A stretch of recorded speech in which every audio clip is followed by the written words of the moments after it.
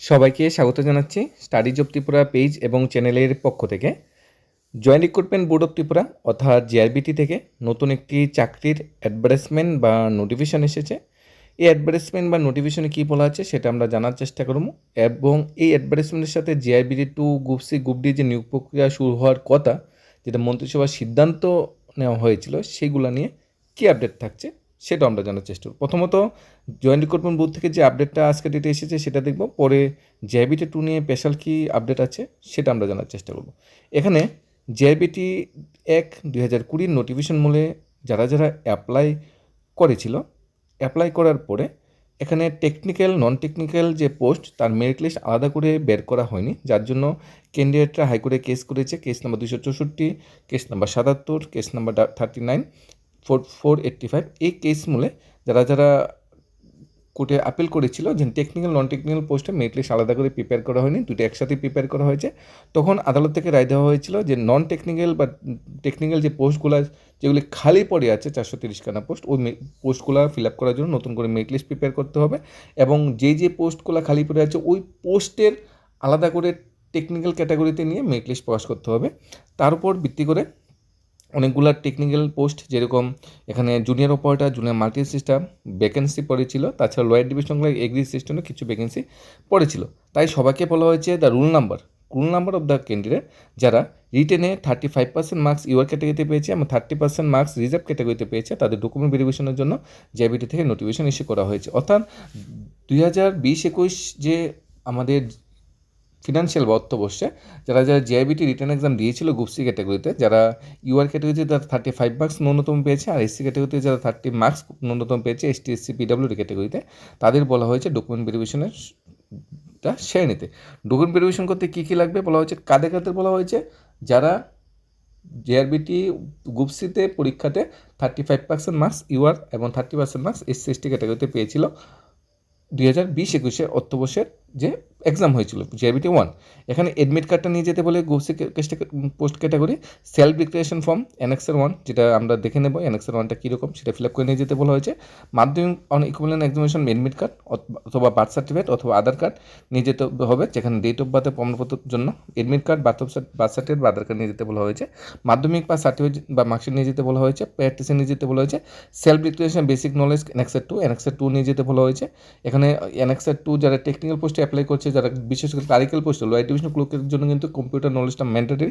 আর যদি যারা দুটোই মানে ভালো, তারা অ্যানেক্সার 1 অ্যানেক্সার 2 দুটি ফিল আপ করে নিয়ে যেতে হবে, ঠিক আছে। কাস্ট সার্টিফিকেট এসএসটি অবশ্যই নিয়ে যেতে হবে। ন্যাশনাল টেস্ট সার্টিফিকেট, যেহেতু টেকনিক্যাল পোস্ট কিছু খালি পড়ে আছে, ন্যাশনাল টেস্ট সার্টিফিকেট অবশ্যই নিয়ে যেতে হবে। National council of vocational training যারা আইটিআই করে বসে আছে মাধ্যমিক পর, তাদের সার্টিফিকেটগুলো নিয়ে যেতে হবে। পিডাব্লিউ কিন্তু সার্টিফিকেট নিয়ে যেতে হবে। এক্স সার্ভিস হলে এক্স সার্ভিস সার্টিফিকেট নিয়ে যেতে হবে। অ্যাডহক টিচার হলে অ্যাডহক টিচার সার্টিফিকেট নিয়ে যেতে হবে। প্যান কার্ড, ভোটার আইডি, আদার যে কোনো একটা সার্টিফিকেট নিয়ে যেতে হবে। আর ইন সার্ভিস হলে নো অবজেকশন সার্টিফিকেটটা অবশ্যই নিয়ে যেতে হবে। আর 3/1/2017 সালে যারা এগ্রিকালচার অ্যাসিস্ট্যান্ট পোস্টে অ্যাপ্লাই করেছিল, তাদের টোকেন নাম্বারটা নিয়ে যেতে হবে।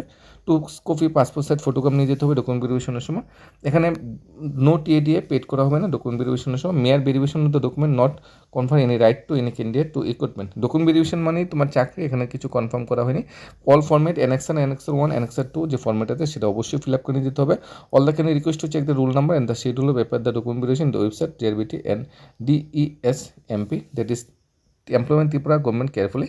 If any candidate fails to check the aforesaid document verification as per schedule, responsibility will be taken the JRBT, not taken by the JRBT. If any candidate remains absent document verification as per schedule, যারা document verification করতে পারবে না as per schedule, তাদের দায়ভার কিন্তু JRBT নেবে না। নির্দিষ্ট শিডিউলে যারা 35% মার্কস আছে ইওর, যারা 30% মার্কস আছে এসটিএসসি, তাদের অবশ্যই ডকুমেন্ট ভেরিফিকেশনটা সেরে নিতে হবে। মোবাইল ফোন, ইলেকট্রনিক গার্গেট, ব্রেন ডকুমেন্ট ভেরিফিকেশনের সময় এগুলো কিন্তু অ্যালাউ করা হবে না। 1 আর অ্যানেক্সার 2 যে আপডেটটা বলা হয়েছে সেটা কি বলা হয়েছে সেটা আমরা জানার চেষ্টা করবো। অ্যানেক্সার 1 অ্যানেক্সার 2 অবশ্যই ফিল আপ করে নেওয়ার জন্য কথা বলা হয়েছে। অ্যানেক্সার 1 অ্যানেক্সার 2, অ্যানেক্সার 1-এ যেটা বলা হয়েছে, একটা ফর্মেট দেওয়া আছে, name of the candidate, father name, roll number, কোন ক্যাটাগরিতে অ্যাপ্লাই করতে চাই সেটা এখানে বলা হয়েছে। If hereby declare I have actually apply for the post, কোন পোস্টে, ঠিক আছে। 1/2020 মানে লোয়ার ডিভিশন ক্লার্ক, নাকি এগ্রিকালচার অ্যাসিস্ট্যান্ট, নাকি মাল্টি অ্যাসিস্ট্যান্ট, নাকি জুনিয়র যেটা পোস্ট খালি আছে মাল্টি অ্যাসিস্ট্যান্ট, কোন পোস্টে এখানে আমরা অ্যাপ্লাই করতে চাই সেই পোস্টের নাম এখানে বলতে হবে। এটা হলো অ্যানেক্সার 1 ফুল সিগনেচার, এটা ফিল আপ করে নিয়ে যেতে হবে। আর অ্যানেক্সার 2-তে যেটা বলা হয়েছে, for candidate lower division clerk, যারা লোয়ার ডিভিশন ক্লার্কের পোস্টের জন্য অ্যাপ্লাই করেছে শুধু, তাদের জন্য একটা কম্পিউটার নলেজ সার্টিফিকেট দিতে হবে। যারা degree assistant, junior multi assistant বা অন্য যে টেকনিক্যাল পোস্টগুলো খালি পড়ে আছে এগুলির জন্য তো অ্যাপ্লাই করেছে, তাদের জন্য কম্পিউটার নলেজ কিন্তু সার্টিফিকেট নিয়ে যেতে হবে না বা এনএক্সার টু ফিল আপ করতে হবে না। যারা লয়ার ডিভিশন ক্লাব পোস্টের জন্য অ্যাপ্লাই করছে বা ডকুমেন্ট ভেরিফিকেশন করবে তাদেরই শুধু এটা নিয়ে যেতে হবে। Name of the candidate, father name, roll number, category SC/ST যেটা, আর I have applied declare that I have required basic knowledge on computer application. I have included document support, yes, আর knowledge in Bengali typing, yes, name of the candidate সিগনেচারটা এখানে করে নিতে হবে। আরও কিছু বিস্তারিত জানা থাকলে জেআইবিটি অফিসিয়াল ওয়েবসাইটে অ্যানেক্সার 1 অ্যানেক্সার 2 দেওয়া আছে, যার লিঙ্ক আমরা ডিসক্রিপশনে দিয়ে দিব। JIBT official website document verification যে পেজটা আছে তার লিঙ্ক দেওয়া আছে। JIBT official website rule number with schedule of document verification JIBT group secondary rule number wise কার কোন ডেটে ডকুমেন্ট ভেরিফিকেশন সেটাও জেআইবিটি অফিসিয়াল ওয়েবসাইটে দেওয়া আছে, সেটা পুরোটা লিঙ্ক আমরা দিয়ে দেবো jrbit.com ত্রিপুরা.com অফিসিয়াল ওয়েবসাইট থেকে আপনারা সব কিছুর বিস্তারিত এ দেখে নিতে পারেন। কোনো কনফিউশন ডাউট থাকলে অবশ্যই জানাবেন।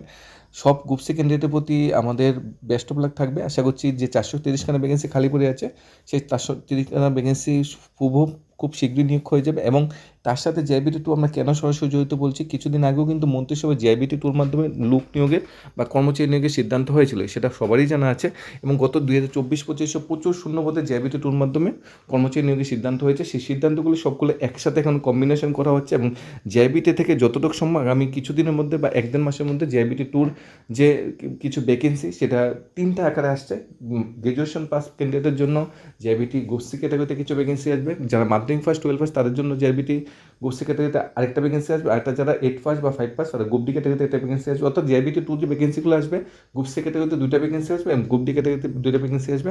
আশা করছি এর বিজ্ঞাপনগুলো আমরা খুব শীঘ্রই পাবো, কারণ আগামীতে যে নির্বাচন হচ্ছে নির্বাচনের প্রাককালে অনেকগুলো চাকরির বিজ্ঞাপন বেরোবে এবং এই বিজ্ঞাপনের